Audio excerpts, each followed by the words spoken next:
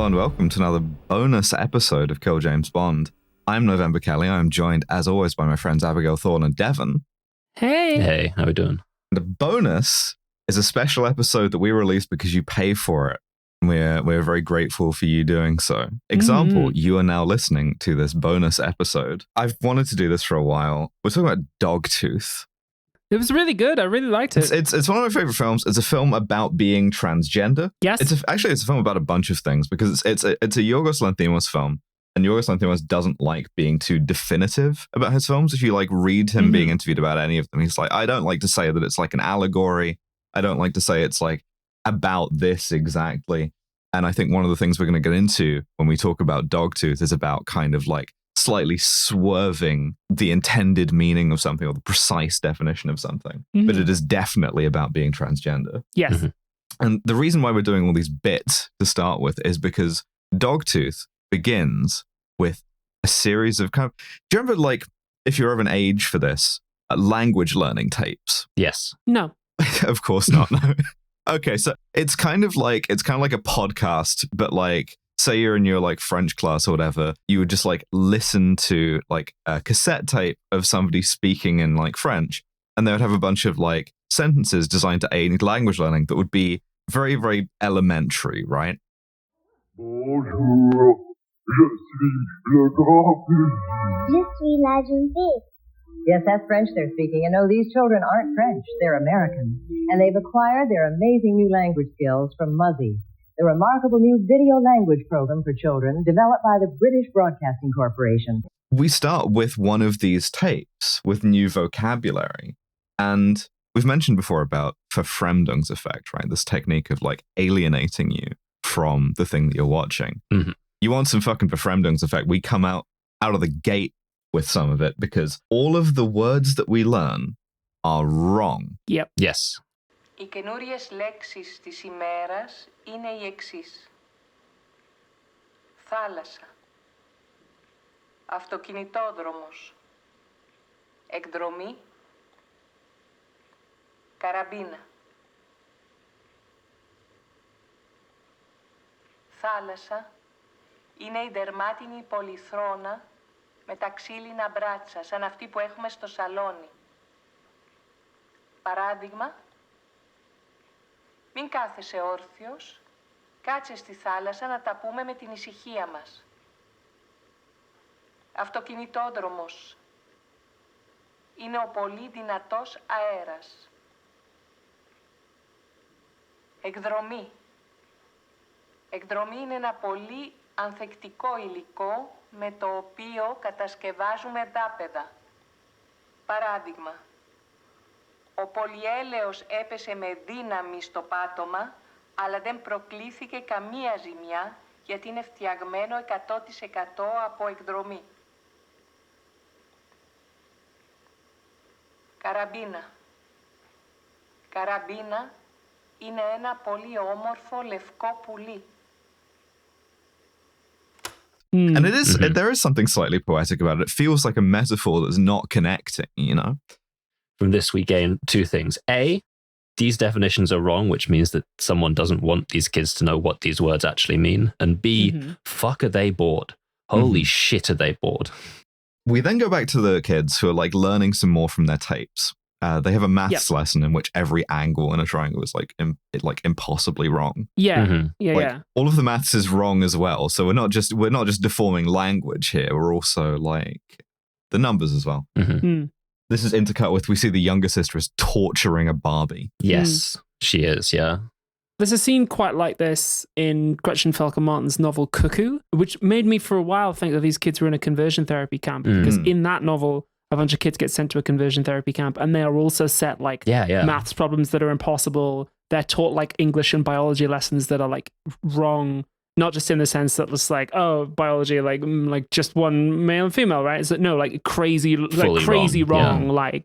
Yeah. So yeah, it's very interesting. It's a deliberate weakening of the brain by just pouring nonsense into it. Yeah. I wouldn't say that this is very far detached from a conversion therapy camp at all. Absolutely. It's really It's just a good read if there. two trains leave Hamburg, one's going 50 miles an hour and the other's 7 dogs in a trench coat, how much is the budget of Tomb Raider 3? It's like, so what? Like, calculate the angle of the budget. What? Like, it's just, it hurts your brain to try and think. Dig a trench line from the fence until dark. And it's interesting too, because it gets you thinking. It's intentionally destabilizing. It gets you thinking about like, what world is this? Like, what's the fucking conceit here? And I think one of the recurring things is that Lanthimos and the scriptwriter, for those whose name I shamefully don't remember, but who also did Alps, like doing is not telling you stuff and keeping you as in the dark as possible, which fits very much with this movie too. We also see that the family has dinner. Mum is also here. And one of the kids, I think it's the youngest, says, "Oh, Mum, can you pass me the phone?" And she passes her the salt. Yes. So like their words have all been like fucked up. My notes say, what kind of Professor X school / conversion therapy camp is this fucking guy operating? It's beautiful too when she does that, because it's a little way into the conversation, and it means that they've given like the father a kind of a shopping list, right, of stuff that they need.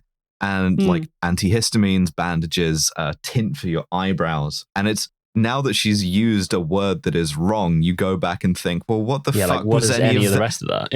Yeah. You introduced like total confusion to the thing, because nothing is necessarily what it's supposed to be. You get a real sense of what exactly they're being deprived of with which words are being used wrongly. Like telephone is a really key one. Like these children are in the village situation where it's just one house. Yes. Which, I really like this. I really like experimenting with the ways in which like parents build the reality of their children. And I want to talk about that extended later on. Yes. I need a few more pieces to put together yet. It's also very much a film about child abuse, right? Like, big trigger warning for that on the front of this, because like, again, if you're denying your child the kind of ability to even know the word telephone, right? If you're hindering their ability to communicate, then even aside from keeping them like cloistered, that is a bad fucking sign. Yeah, I mean, the term it brought to mind for me is a philosophy term, hermeneutical injustice, which is when you deprive somebody of the concepts that they need to take control of their own life. So, for example, Section 28 would be a classic example of hermeneutical injustice. Like an entire generation of British kids were simply not given the concept of queerness, and therefore their development, the ones who were queer, was stunted. You know, that's partly why I didn't come out for such a long time, is I didn't know what a trans person was until I was 19, because it was illegal to tell us, right? So yeah, like that is what the film is showing us, is this these kids are being denied the knowledge that they need to control their own lives. It's a film about being transgender, amongst other things. He comes home, he and his wife have sex, and they really do have sex. Like it is like intimate sort of, but in the sense that they're both listening to a Walkman with separate headphones on. Yeah. And this is fucking sick. Sickening. They're both listening to like Ode to Joy or some shit. They're fascists. They're lost in the past. They're trying to like but it's get a hold of this. More than that too. It's also that like we're trying to keep any like outside culture, including music, from our children, because they might overhear it. You're so right. Yeah. Otherwise, they just play it like on the. We see that he has like a vinyl like record player, and that he's not using this in this moment is interesting. Yeah, I hadn't pulled that out. Your kids might overhear like language, like actual like Greek language. You know. Yeah. Fascinating. So they're terrifying. like isolating them from that, and they're kind of like it's solipsistic too, right? Like you build this kind of cultural world for yourself and your wife, right? And you exclude your children from it.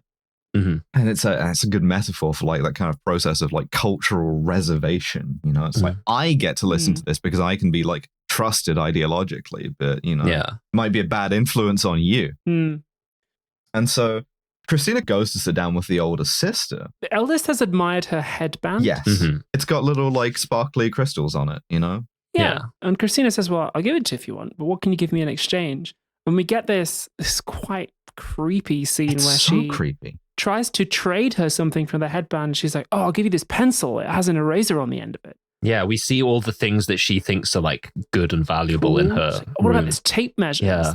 What the fuck? No, Yorgos likes making movies about getting your pussy eaten. This is a preoccupation for him. Take the fucking estrogen already, man. Yeah. And hopefully Hunter's influence can rub off on him. The way this is filmed is it's sort of like halfway between child abuse and like putting peanut butter on your junk and like calling the family dog over, right? Like absolutely animal abuse. Yes, yeah, absolutely. Like this is a kind of like this is not someone who even like speaks the language to know that they're like they can't consent, right? Like they can't consent because they have no conception of what's fucking going on.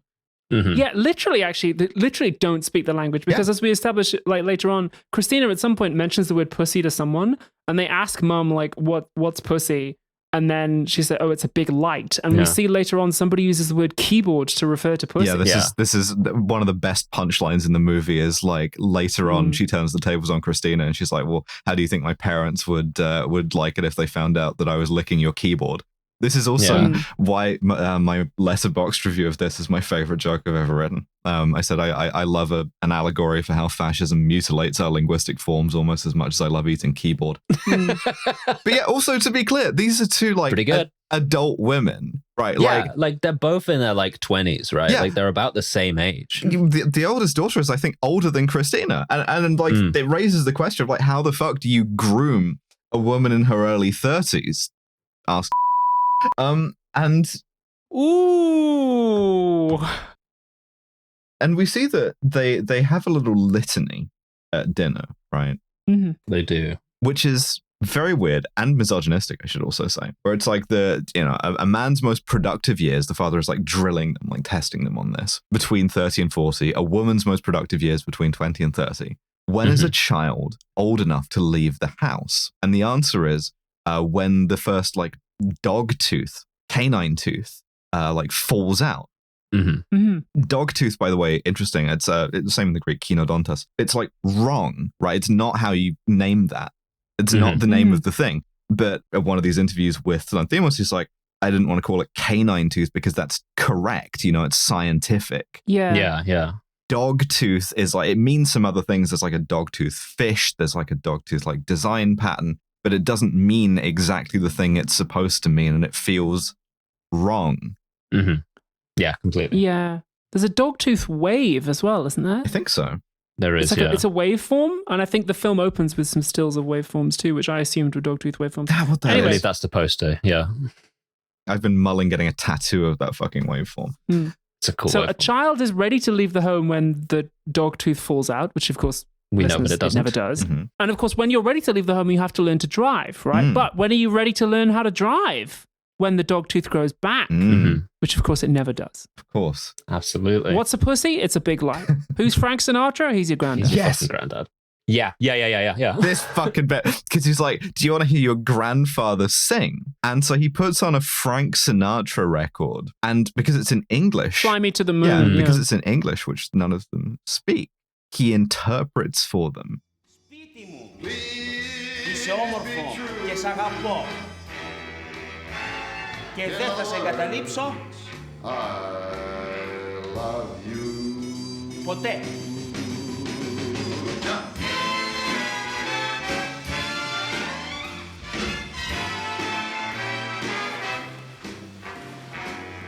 Christina comes back and she says, I saw you in one of my dreams. Do you even have dreams? And we see that his dreams, he says, oh yeah, I had a dream. My mum fell in the pool. She goes, like, and then what? And it's like, nothing, that was it. And it's like, you have hindered this like boy's linguistic capacity so much that like it has affected his imagination.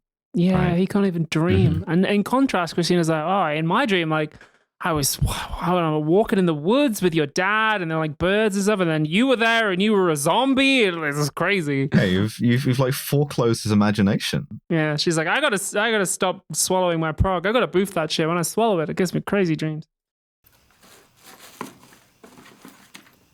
Αυτά θέλω. Αυτά δεν μπορώ να σου τα δώσω. Αυτά θέλω. Δεν γίνεται. Τότε πέρασε έξω. Δεν γίνεται να σου τα δώσω. Πέρασε έξω, δεν πρόκειται να σε ξαναγλύψω. Και θα πω στους γονείς μου ότι μου έφερες μια στέκα που φωσφορίζει. Και θα τους πω ότι μου είπες να σε γλύψω κάτω χαμηλά, στο πληκτρολόγιο. Και όλα αυτά. Ξέρεις τι θα σου κάνει ο μπαμπάς άμα μάθει ότι σου γλύφω το πληκτρολόγιο?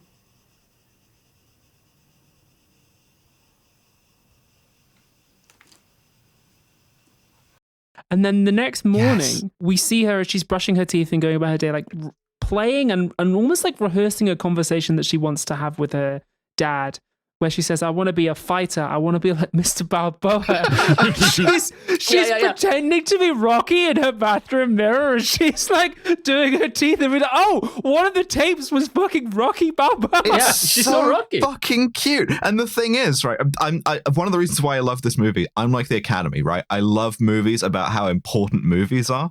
And this is one of those. You know my opinion. Yeah. This is the whole medium like contorting itself to suck itself off, right? To be like this is emancipatory. This medium that we have in front of us, right? Even just seeing Rocky have a lifetime of never having seen a movie before, and it gives you so many tools. Like I really love her acting is so fucking good. It's because she's like faking being Rocky. She's doing like the weird mouth thing and be like, and like spitting like red-dyed water out. Like, just, wow. To be clear, we've said before the way a child would do after watching a movie they thought was cool, like the way I remember doing on the way home from Marvel films, to be like, just like good, really good. And a lot of the stuff like is trash. That was last week. It's trash, right? Like we'll do Rocky, I'm sure, and I'm probably going to be like, this fucking sucks. But the thing is, right? It doesn't matter. It doesn't matter. The original Rocky's great. And it introduces an uncontrolled element, right? Not least because it introduces the concept of like righteous violence. The kids put on this creepy, shitty, fascist art. Yeah. Where they're dancing. Again, as we've established, they've never seen dancing. So it's like all fascist art. It's disconnected from any kind of like outside influence, which has left it frenetic, meaningless, bad, vaguely traditional. The son is there with a guitar playing a kind of Greek-ish melody, and it kind of sucks.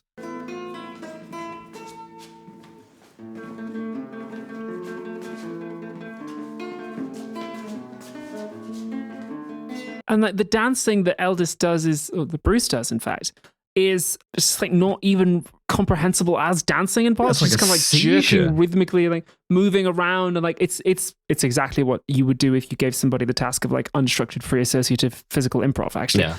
Which is what it is. And because this goes on for so long, she kind of runs out of dancing. The younger sister gets tired and goes and sits down. And the older sister, she does Jennifer Beals Flash dance. She does Flash dance. Yeah, she does the choreography from Flash dance, which it's so because you see the father realize that that's like an outside influence that must have happened. Because like, how the fuck is she actually dancing? Like, it's beautiful. It's beautiful. So good. It's like indecent. It's like scandalous. The first time I saw this scene, I fucking wept genuinely, right? Because I thought it was such a powerful statement about like art and life and like the sort of like human desire to connect that sort of like grows past whatever fucking tyranny you set down for it in the form of flash dance, right? And she like dances herself into exhaustion and then eats an entire cake. And it's just like, yes, women rock. Yes, yeah, let's go. I've never seen Flashdance, so I did not appreciate that's what was happening, and therefore I don't think I got as much out of that scene as you did. But now that I know that's from something else, I'm like, oh, that's really powerful in hindsight. It's from like a kind of like 80s dance movie. Like it doesn't matter that it's not like meaningful. Yeah, it's enough like Rocky IV. Like it's another pretty bad movie realistically, but like when it's the only one you've seen, it's the best thing ever. Yes. It's like update it for modern Abby audiences, and she's doing the party rock shuffle, and I'm like, oh, that's the party rock shuffle. She's doing fucking TikTok dances. Spent ages learning how to do that in the CCF, man. Damn, she's doing the Save America from Trump dance in the alleyway. Take so me cool. back to the CCF, man. This is a film about being transgender. Yes. Yes. There's a scene we've skipped, which is unfortunate because it's the fulcrum of my entire argument, which is go back.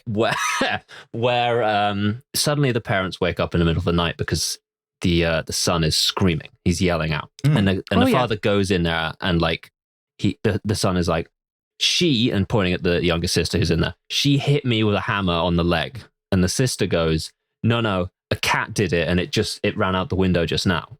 Yes. And this is fucking perfect because this is so clearly like the reality that the father has established, where to these kids, like the lie, oh, a cat did it, is so naturally like the right thing to say that it passes muster for them. But obviously we are in the position of the father where we know, no, it fucking didn't. A cat couldn't do that. But because of the world he's built, he has to go over to the window and close it and go over to the son and be like, did you take your anti-cat medicines? And like, he has to buy into the world he's created to keep it going. And I really, really like that. It's a fascist reproduction, right? Exactly. This is the younger sister who we have seen like randomly cutting people, who is just this like little psychopath who's been like sort of like mutilating Barbies and stuff, has like instinctually developed her way towards lying to tilt things in her own favor. Yes, but the reality she's basing off it is so wrong as to make it ridiculous.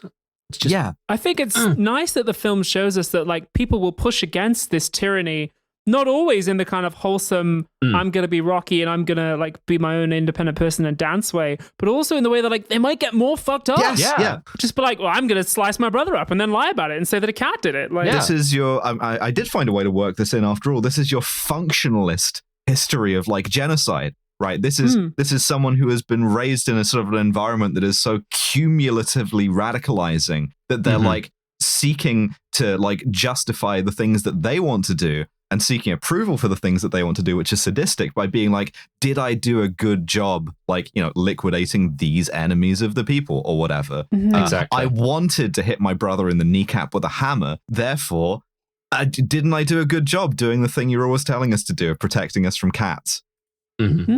It's like, it's perfect. It's really, really great. good. I'm sorry we skipped over that. But No, but it provides a counterpoint to what the older sister does, which is it's sort of also reminiscent of a scene in Titan, which is not as good of a movie, but also a movie about being transgender. I think it's pronounced Titanic. I don't think they fucked in the car on Titanic. Draw me like one of your French cars. So it's a movie about being transgender. Being transgender is sometimes painful and scary and gross. Sometimes you got to do it yourself. Sometimes. And to be clear, it fucking rules. This is a great scene. Listen, I think there's a sort of sharp divide, right? If you watch this scene and are just horrified and you don't get it, you're not. It's not for you. But if you're watching the scene and you do get it, it's like very, very strong, right? Yeah. She like gets a little dumbbell and you see she like takes a couple of practice swings and she knocks out with like 3 tries her own canine tooth. And you see she's looking in the mirror, there's blood everywhere. She is grinning. No, she loves it. Yeah. This is the good shit. This is what it's about. Like, like authenticity and liberation, like very painful experiences sometimes, but fuck, are they ever worth it, right? Yeah. It's like, oh yeah, you're mutilating the self. Fucking every second mutilates the self. Just do if it's for your own good, hell fucking yes. Yes. Yeah, absolutely. It's DIY, baby. Yeah. Just knock those teeth out. You have to out. take this stuff into your own hands sometimes. And she leaves her tooth in the sink. Yeah. And she walks away from the house covered in blood. Very conscious, I think, allusion to like a lot of horror movies with the final girl. Yeah. She's like walking away from the house covered in blood. And hides in the boot of Dad's car. Yes. I've made a note here that says these parents have to be killed. Yes, clearly. And then the next morning, with Bruce in the trunk of the car, he drives to work at the factory. No Christina, of course. And he goes into the factory. We see the Mercedes parked outside. And we just hold on the trunk. And then the movie fucking ends. That's the film, baby. I love this style of ending. So, well, my notes say, does she get out? Yes. I don't know. Do you? Yes. Also, it's also the I saw the TV glow ending. Exactly. Right. Yeah, which is that like, did you get out of the thing? Did you fucking knock your own dog tooth out? Did you get out of the situation? If it's a are you willing to get out of the situation? Yeah. This movie like offers you a route to do that, you know? Like I don't know if I would have got it. It's a real like jumping in the same river twice thing, but I wish I had seen this when I was younger. Like genuinely. Yeah. Now I'm also remembering that Rocky's climactic speech at the end of Rocky 4 is something that's like, if I can change and you can change, maybe we can all change. Yeah. Yes. In the context of like the Soviet Union and the USA. Yeah. Like Rocky brings, spoilers for Rocky 4, Rocky We'll get to it at ends some the point. Cold War by winning a boxing match. Yeah, it does. And everyone claps. Yeah. This movie rules. The movies represent a possibility of like growth and change and becoming a different person and becoming transgender and like Yes. not living with your shitty parents anymore. Mm-hmm. And, you know, I think this is why it's one of my favorite movies.